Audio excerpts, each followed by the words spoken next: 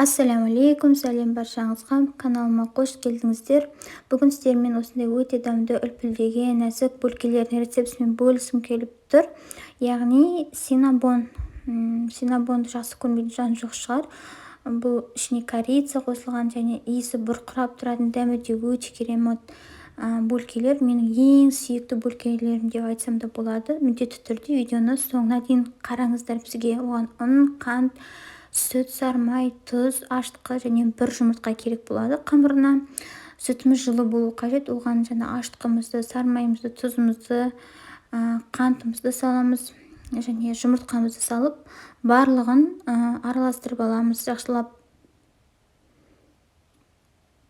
барлығы араласқаннан кейін үстіне еліктен өткізілген ұнымызды салып, бізде жұмсақ және қолға жабыспайтын қамыр елейміз.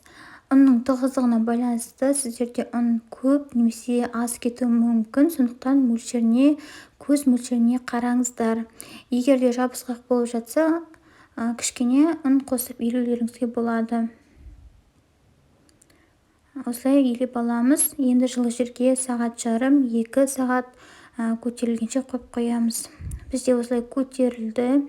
Енді ыдысымыздан қамырымызды алып аламыз да, үстелімізге ұн сеуіп, қамырымызды жаятын боламыз.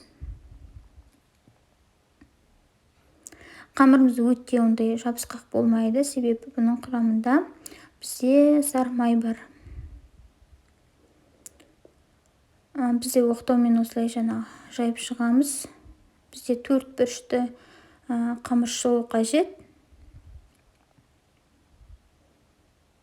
Өте жұқа, өте қалың қылмаймыз.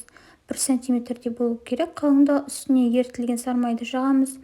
Менде бұл жерде корица және қантқа корицаны қосып екеуін араластырамыз. Осылай жаңаға сеуіп шығамыз. Қамырдың барлығы жеріне жететіндей қылып себу қажет. Енді асықпай, аккуратно шетінен бастап, жаңағы рулет сияқты қылып ораймыз.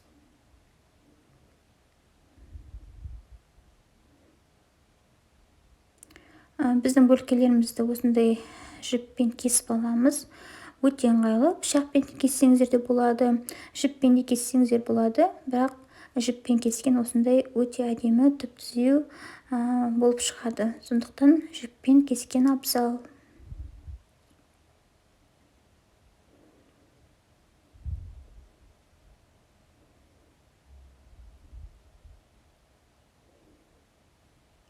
Менде жаңағы бұл құрамнан 9 дана синнабон бөлкелері шықты.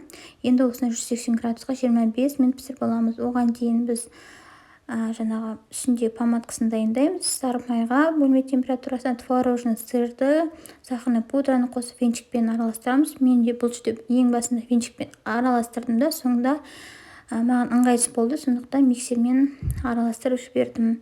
Енді осының жаңағы бөлкелеріміз піскеннен кейін ыстықтай жаңағы помадкамызды жағып шығамыз. Міндетті түрде ыстық күйінде жаққан дұрыс, себебі бұл жаңа помадка еріп, сондай сіңіп, дәмі шығатын болады. Мінекей, соңында біздің жаңа синнабондарымыз осындай болып шықты. Өте нәзік, жұмсақ, өте дәмді, корицаның дәмі өте керемет. Міндетті түрде дайындап көріңіздер. Ас болсын.